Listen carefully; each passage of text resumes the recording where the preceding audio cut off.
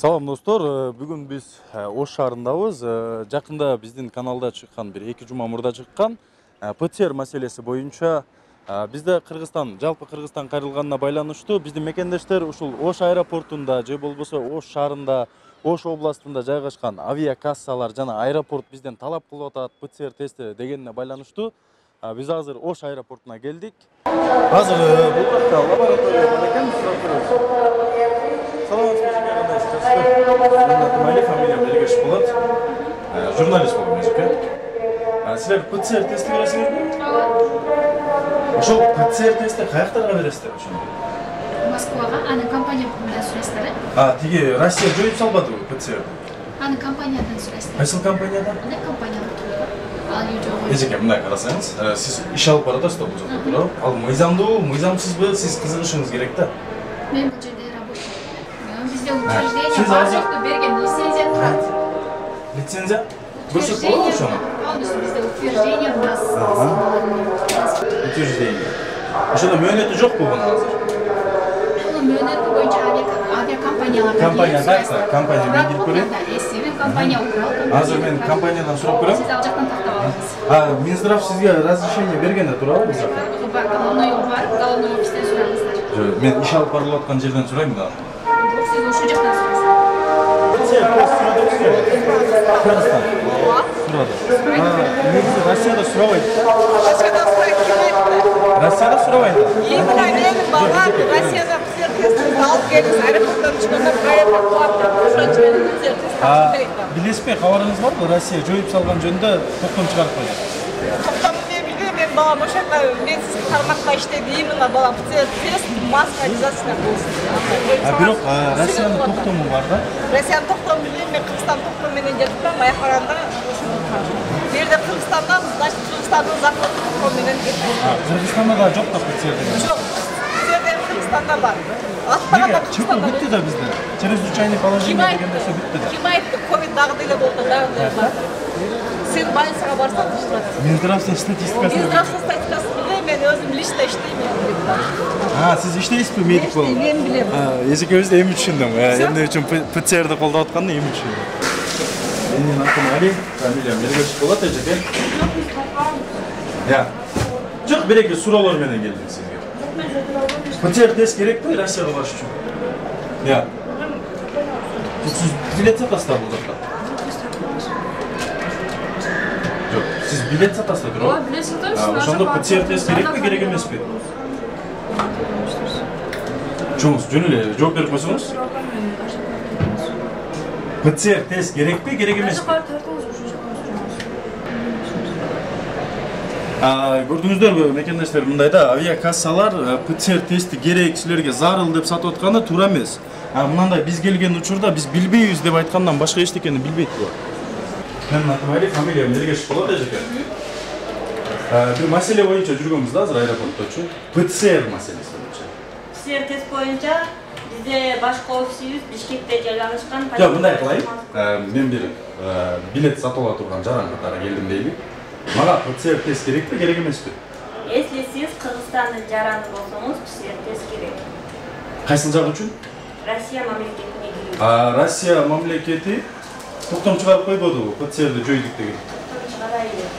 Бул вопросторуңуз боюнча Бишкекке Кантилова 26 көчөсүнө барыңыз, ошол жерде бирден юридический. Жок, азыр сиз токтом чыгарайык деп айттыңызбы? Вопросуңузду ошол жактан. Биз токтом чыкканын окуп келип атабыз да. Мен сиз айтып жаткан бакиге барып, Бишкектен баардык. Неге мен бул жакка келип билет сатып алыш үчүн мен Бишкекке барышым керек. Маалымат алыш үчүн. Мындай мыйзамдуулук жокпу бизде? Биз бул жерде компаниянын кызматкерибиз. Мындай информацияны сизге бербейсиз. Баардык вопросуңузга ответ беришет. Бирок силер ишке ашырып аткан ишиңерди мыйзамдуу эмес экенин такташыңар керек да, туурабы? Бизге азыр андай приказ келе элек. Кыргыз Республикасынын конституциясында ар бир жаран мыйзамдуулукка жооп берет. Эгерде ал мыйзамдуулукту буза турган болсо, билбегендиги үчүн ал бошотулбайт. Мен сизге баке дагы бир жолу айтып жатам. Баардык вопросуңузга тиешелүү жооптордун баарын. Сиз сатып атпайсызбы бул жакта? Мен сизге айтып жатам, бизге андай информация келген эмес. Токтомду окуй элексиңерби силер? Бизге информация келген эмес андай. Информация келди. Ошол информация келбесе, силер элдерге ПЦР тестин талап кыла бересиңер. Бизге информация, если отмена болду деп келген болсо, болду уже суралбайт. Отмена болдуго? Бизге эч Биз кандай окуп информация келип атабыз келбейт. ушуга маселени. Ошол вопросуңузга головнойдон алыңыз, ответ. Сизден алгым келип Бизге атат. эч кандай информация берилбейт. Сиз сатып атпайсызбы, Бул эжеке? авиакомпаниянын өкүлчүлүгү байке туура түшүнүп. Байланыштырыңыз анда жетекчи. Бишкекке барыңыз, бизге эч кандай информация берилбейт. Биз болгону бул жерде кызматкербиз. Эжеке, мен бир маалымат алыш үчүн эмне үчүн Бишкекке барышым керек? Суран чыгып кетиңиз. Неге? Анткени бизде эч кандай информация берилбейт. Силер ачык иштешиңер керек да, элге ачык иштешиңер керек. Эл акчасына сатып алып атат бул Биз билетти. кызматкербиз, бизге андай Байланыштырып бериңиз деп атпаймынбы? Жетекчилик менен байланыштырып бериңиз. жетекчилик менен байланыштыра албайм. Силер ачык айкын иштешиңер керек да, туурабы? Элге. Ал сертести мен сураган жокмун байке. Бардык вопросуңузга ответти Бишкектен алыңыз. Азыр мен сизден билет алсам, ПЦР маселесин айтасыз да, туурабы? Сет маселесин айтамын, потому что бизге эч Ошол кандай үчүн сизден информация сурап берген атам. эмес. Эмне үчүн андай болуп атат деп. Сиз мага ачык маалымат беришиңиз керек, туурабы? Достоверный информация алышым керек сизден. Сиз азыр мага тиешеси жок нерсени келип эле сурап атасыздар. ПЦРди именно авиакомпаниялар сурап атат деп, мына лабораториядагы кыз айтты мага. Бир жаран келип силерден билет сатып алыш үчүн Бишкекке барыш керек, э? Сиз дагы түшүнүңүз. Маалымат алышым керек да мен. Билет алып атканда маалымат сурайм.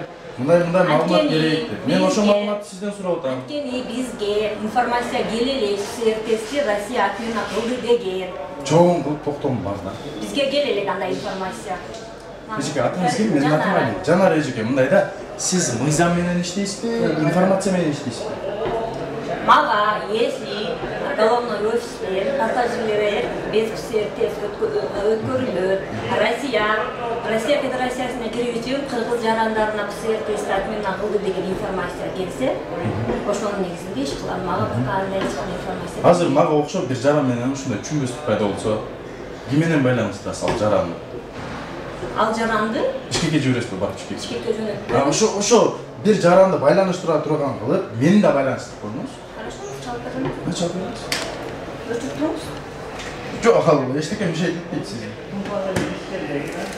Асыз келип алып мага тиешеси жок нерсе менен эле мен. Жоқ, мен лабораторияга бардым. Лабораторияга барсам, авиакомпания сурап атат. Биз эмеспи.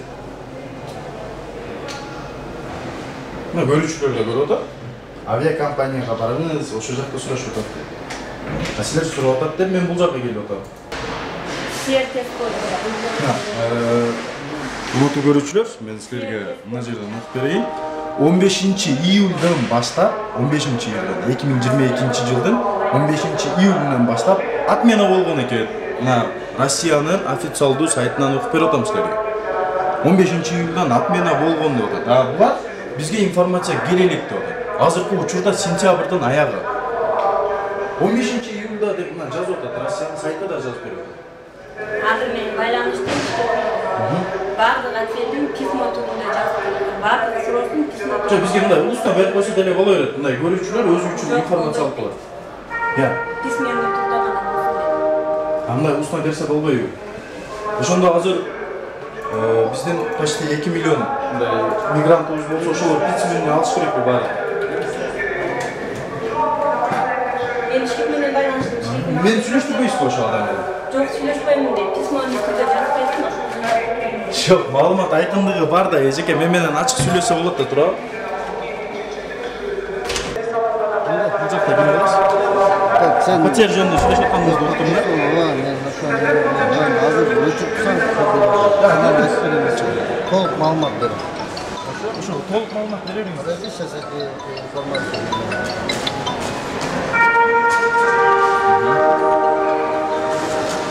15-июлда отмена болгон. Сиз айтканыңызды мен айтып берип атам.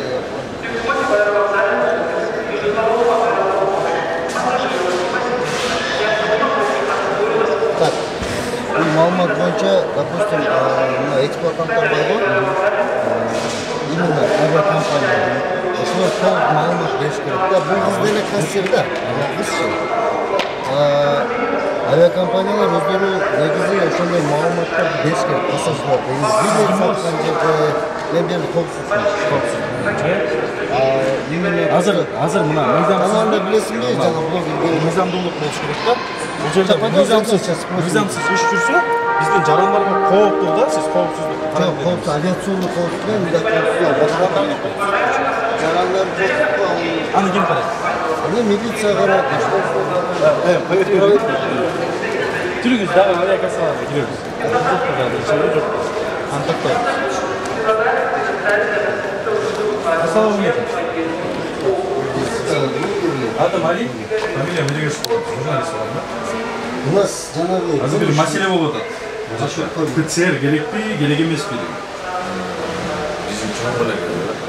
Азыр айтып отыр, мына мысалы Россия учет отқан адамға керек те туралы ПЦР. Анткени Россия талап қылған үшін. Бирок Россияның мамлекеттик сайтында 15 июльдан біз отмена қылдық деп жазып қойып да. Biz начальством чакырайын. Чакырыңыз? Түгелмен вам полностью объяснить, хорошо? Таппай тұрсам. Сақын чакырыңlar, келсін. Те позвони, өткенде Акапта жаңағы мені болғанда сүйлөшүлгөн айтылган элдергечи жакшы мондай информация бериш керек да, именно чтоб алар кыйналбаш үчүнчү. Негизи алар Азыр мен жарандар менен да сүйлөшүп атам да. Алар мага жазып атат. Вот именно Москвада сурабай атат. Бул жак аэропорттун оперативный смены начальник болот да. Ассалаумағалейкум. Атым Али болот беке. Атыңыз? Жыргал. Жыргал беке. Азыр мына жактагы мыйзамдуу, мыйзамсыздык дейм да мен булучу. Анткени мыйзамдуу турушу. Булардын мындай жайгашышы мыйзамдуу. Бирок кылып аткан иши мыйзамсыз да. Эми авиакомпанияларда азыр өзүнүн жогору жактан келген требованиялар боюнча булар дагы сурап атат. Вот, эң жогорудагы требования бул мыйзам да. Бирок Эми авиакомпания ар бир өзүнүн эмесин российский эмелер боюнча талап коюп атышпайбы? Булар деле экинчиси ар бир авиакомпания Кыргызстандын территориясында жайгашкан болсо, Кыргызстандын мыйзамын бузбаган түрдө иштеш керек. Кошуласызбы? Ооба, конечно, кошулам. Сөзсүз ошондой болот дейт. Анын бир четинен биздин жарандарыбыз эми любой эле пассажир башка мамлекетте учуп кетип атканда ошол жактагы талаптарына жооп бериш керек. 15-июлдан отмена деп жазып атат. Эми бул жакта интернетте жаза берет да. Бул официальный документ бар. Официальный сайтынан окуп атам мен бул нерсени. Хорошо, я с вами не спорю, я просто говорю, если официальный документ ушел бы, то здесь, наверное, тоже какие-нибудь решения приняли. Ошондо сиз айтып атасыз да, эми кагаз түрүндө келишибиз керек эле да, туурабы? Сиздин сөзүңүздө. Официальный документ, ошол бир кагазды биз көтөрүп келишибиз керек. Жоқ, мен силерди көтөрүп келбей деп аткан жокмун, я просто говорю вам, если бы такой документ был бы, наверное, авиакомпания тоже какие-нибудь ссылки свои, какие-то действия Ошондо мына официальный сайттар кандай иштеп атат?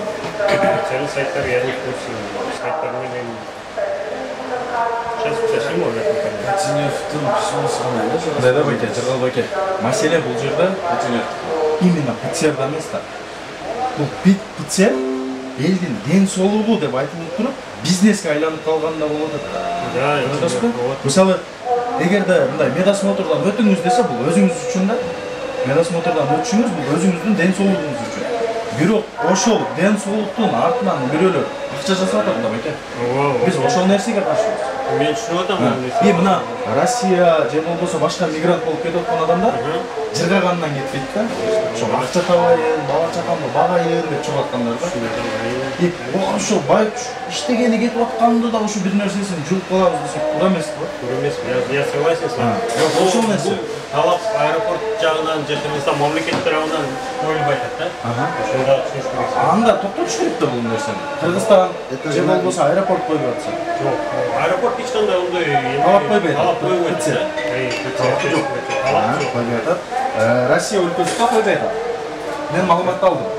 Россиядан алдым. Азыр ошол Россияда Домодедоводо турган байкебиз ошол адам менен байланышып, официалдуу түрдө аэропорт талап кылбай атат ПЦР деген сөзүн алдым. Аэропорт талап кылбай атат деп сиз айтып атасыз. Ооба. Анда Себеби талап биздин кылганда мамлекет талап кылбаган нерсени эмнеге компаниялар талап кылат? Сейчас это уточним. Россиянын авиакомпаниялары бул жерде өздөрүнүн представительстволорун ачкан, СС, Уральская авиалиния, Аэрофлот. Ошолор өздөрүнүн внутренний өздөрүнүн правилалары бар да. Вот ушулар өздөрү кое берсе, биз да бул вопросту көп көтөргөнбүз. Өткөндө да көтөргөнбүз, Акаптача.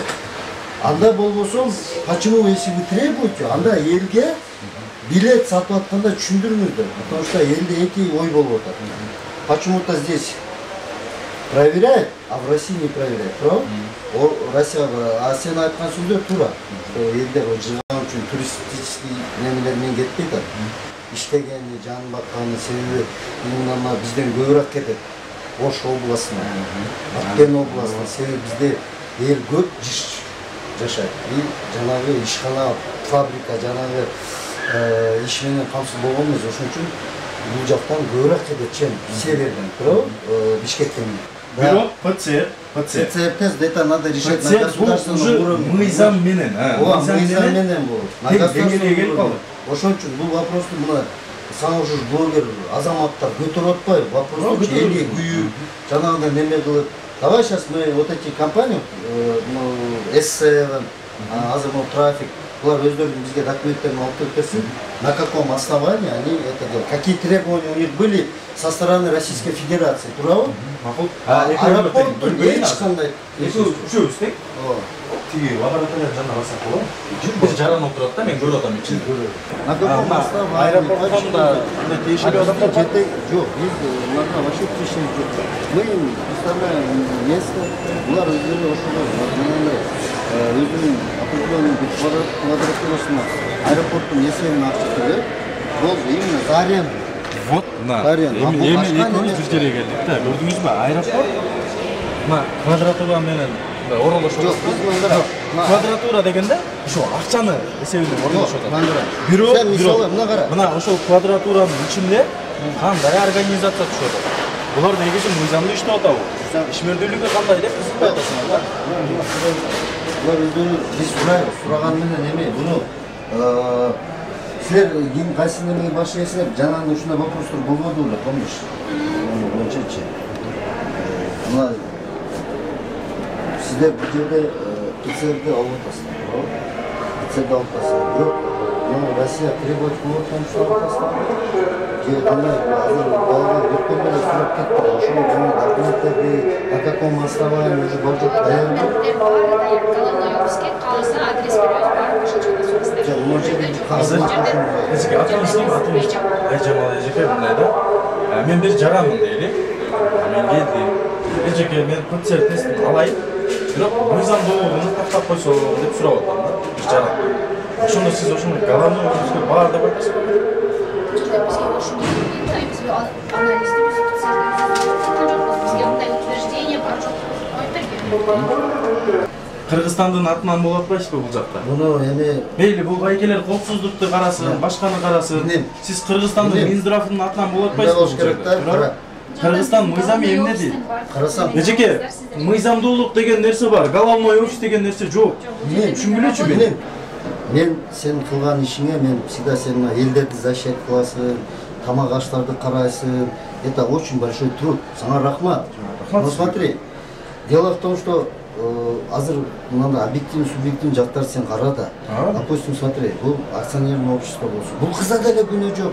Менде деле күнөө жок. Бул демеде деле күнөө жок. Менде деле күнөө жок. Это надо же на уровне правительства. Элде деле күнөө жок. Элде дагы күнөө жок. Ошону эсептей келесиз. Вот. Силер бир адам, эки адам эсептеп отурсуңар. Миллиондогон да. Да. Значит, муну вопросту, что белгилөө үчүн биздин Минздрав кат жөнөтүш керек Россияга. Неге ушундай ПЦР тест требуете?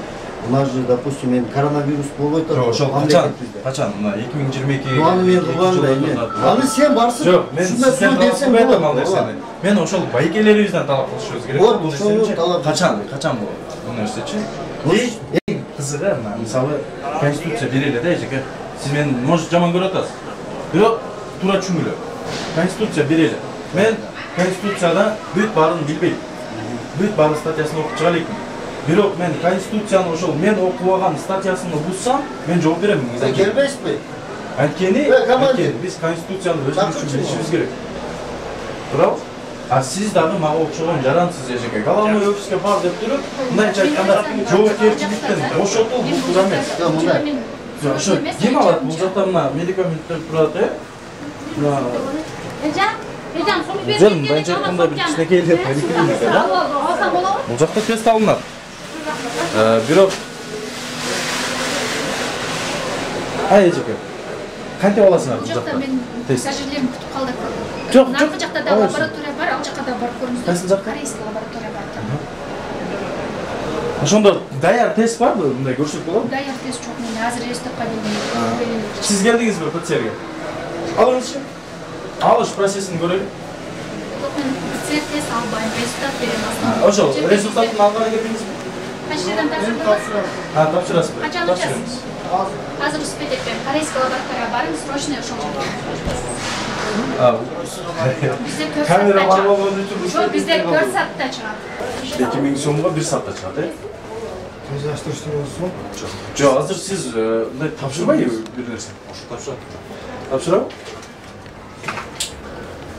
Камера эмнеге тартып атасыңар? Ошо эмнеге ПЦР тест суралып атат деп тартып атабыз да. Биздикилер бул жакта кыйналып атат айрым. Когда тияктан мияка келет мындай, э? Жок, биздикилер бул жакта кыйналып атат. Өзүбүздүн жарандар, иштегенди кетип аткандар, ошол ПЦР маселеси боюнча кыйналат. Бирок дейт, Россияга барабыз дейт.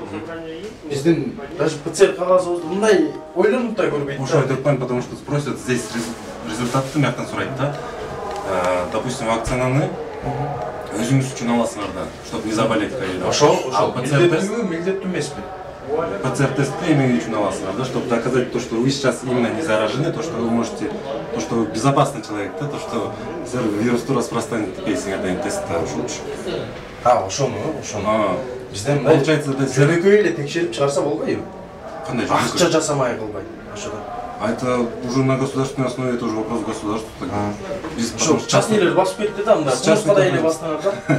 Мындай мамлекет кыла турган ишти силер акча менен бүтүрө турган бул жерде. Мамлекетке вопрос кылбайсызарбы, акчаны 2000 сом. 2000 сом. Кымбат эмеспи? Чересчур. Ну, в эту сумму входит, допустим, наши личные расходы, дорога, курьера. Жок, ошону силерде көргөзүлгөнбү мындай келишимде 2000 сомдон кылабыз деген. Көрсөтүлгөн, бирок эта информация не у меня, да? Неге? Биз жөнөкөй регистраторбуз да. Жок, регистраторсуз. Мен мисалы азыр журналист эмес, бир жаран катары келдим. Анан сиз мага 2000 сом дедиңиз. Мен айтып атам мындай мамлекет менен келишим түзгөнсүңөр. Ошол 2000 сомдон дегенди мындай көрсөм болобу? Канчалык бир мыйзамдуулук деп Ошол сураса. информация менде жок да, я же айтып атпаймынбы, мен жөнөкөй регистратормун. Ал информация керек болсо, силер биздин начальство менен Жанагы мыйзам бар билесизби? Жанагы керектөөчүнүн укуктары деген. Булар силерде кызмат көргөзүп атасыңар, ал керектөөчү болуп атат да. Биз Россиянын мыйзамы менен жашайбызбы, же Кыргызстандын? Силерден угуп атам. Силер айтып атасыңар, аэропорттун жетекчилери, башкасы айтып атат, баары мындай Россиянын мыйзамы жөнүндө сүйлөп атат да. Кыргызстандын мыйзамы жөнүндө эчтеке жок. Я пример приведу. Медицинский жактан, же болбосо ПЦР маселеси боюнча жактан, Кыргызстандын бир өзүнүн чечими жокпу, мындай токтому жокпу? Я понял, как вы думаете.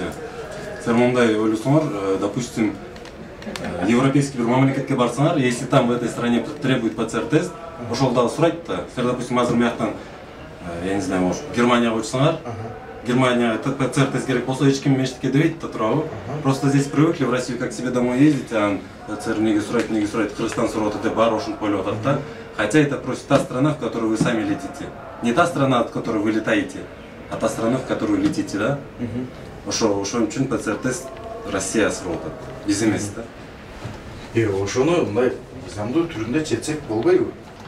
Мына азыр сиз деле билип атасыз да, ПЦР тесттин пайда зыянын билбей атат элдер. Ошо, потому что нету информации у них. Азыр мына мисалы досум ден соолугу жөнүндө эмес, бул 2000 сом жөнүндө переживать этип атат да. 2000 сом пулум жок экен. Рублум жетмейт экен. Вперед. Көрдүңүзбү? Маселе бул жерде ден соолук эмес, бул бизнес. Мындайча айтканда, иштегенде кетип атасың да, туурабы, Россияга? Эми кыйналгандан кетип атасың да, жыгып кетпей атасың. Ради денег, правильно? Все ради денег. Жок, ошону айтып атам. Ошону айтып атасың, акча үчүн кетип аткан адам. Силер айтып атпайсыңар, бизнес деп акча болуп атасың. Вы же говорите, что это бизнес. Бизнес. Ради денег все едут. ПЦР бизнес. Все бизнес. Все бизнес. Жакшы бир бизнес деңгээлине чыгып калды да ПЦР. Чыкса эмнеге, почему бы и нет, да? Эми суроо. Эмне үчүн ден соолукка бизнес? Ден соолукка бизнес эмес бул. Я вам объясняю, силер түшүнбөй атасыңар да? Жок, ПЦР ден соолук менен байланыштуу. Бирок бизнес болуп калганын сиз деле билип атасыз. Эмне үчүн адамдардын ден соолугунан бизнес жасалат? Жанагы бай менен кедейдин ортосун бөлө турган мамиле бул. Менин көз карашымда. Акчасы бар бак бүтөт, акчасы жок күтөт. Почему? Туурабы? Жок. Акчасы жок, мына азыр 1000 сом берсе 3 саат күтөт. 2000 сом берсе 1 саат күтөт. 3 саат кытапчысы жетпей калат да. Вот ошон үчүн айтып атам. Акчасы бардын иши бат эле бүтүп атат. Бат бүтөт. Акчасы жоктун айла жок күтөт мына жерде отуруп. Бул бизнес бошон. Алдында барын берсең, чыгарып бересизби?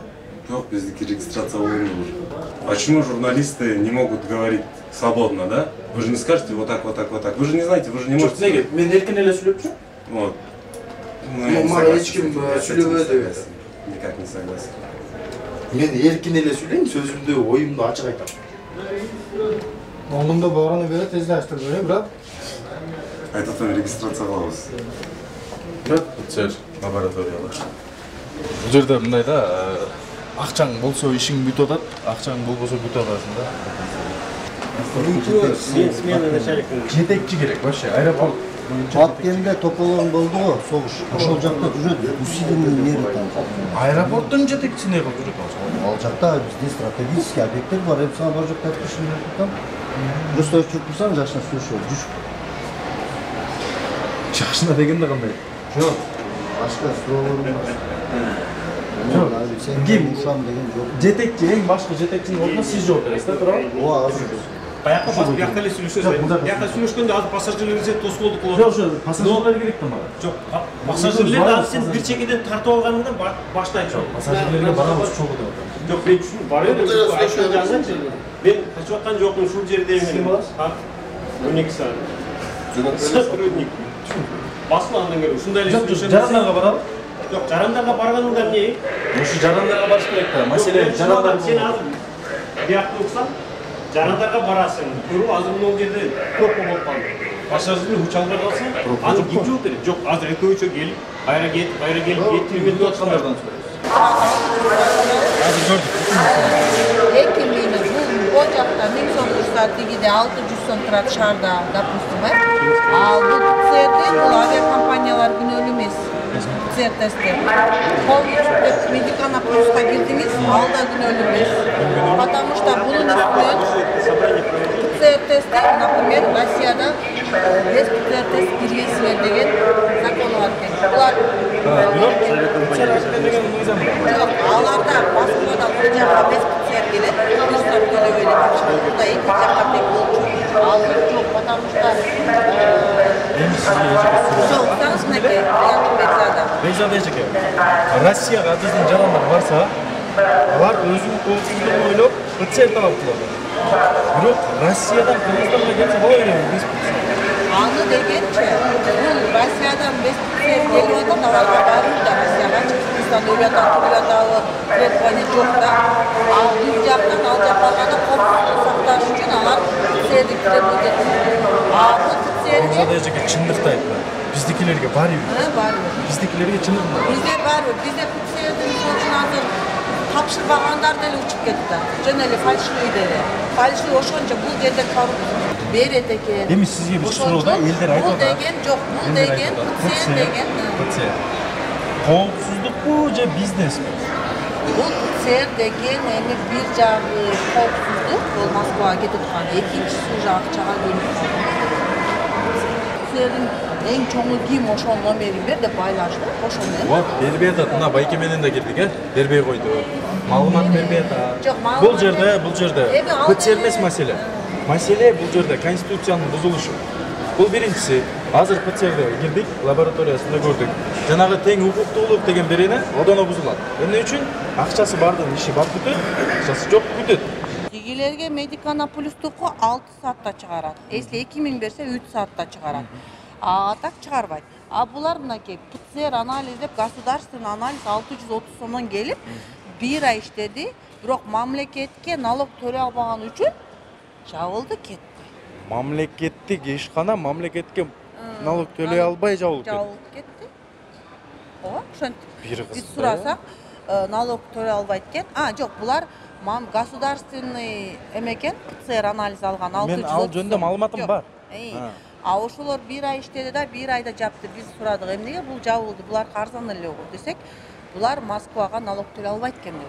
Ошон үчүн жабылып кетиптир. А булар частныйлар, Biraz başkaça versiyada uqtum. мен ошону уктум. Булар частниктер төлөйт экен. Күнүнө 3 доллардан Москвага берип турат экен. Бирок мен маалыматты biraz başkaça versiyasını algam da. Эми шаар Мамлекеттик ишкана бир мамлекеттик кызматкерлердин көзүнө ачылып, анан частный бизнесмендердин кысымынан улам кетип калды деп Возможно, алгам. болушу мүмкүн. Конечно, бирөөгө бирөө буттоскону сразу алат да биздикилерчи. Ошондой. Эч ким өзүнүн өлкөсүнүн жамандагысы келбейт. Бизде өлкөнү мындай ни за что подстава кылып атат кээ бир бизнесмендер. Вот ушул нерсеге каршы болуп келдим мен бул жака. Аэропорт жетекчилиги да айтып атат. Биз ПЦР талап кылбай атабыз деп.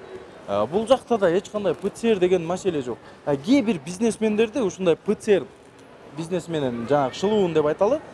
Ошол ПЦРди адамдын ден соолугуна бизнес кылып алгандардын айынан биздин мындай килейген өлкөбүз жаманаттуу болуп атат да.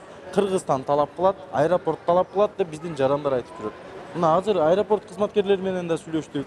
Бул жактагы элдер менен да сүйлөштүк. Аэропорт мамлекеттүүлүк эч кандай ПЦР талап кылбай атат бул жерде. Болгону ушундай кээ бир эки мындай атка минер, ушундай шылуун бизнесмендердин айынан биздин өлкөдөгү мындай жарандар кыйналып атыптыр да аягында.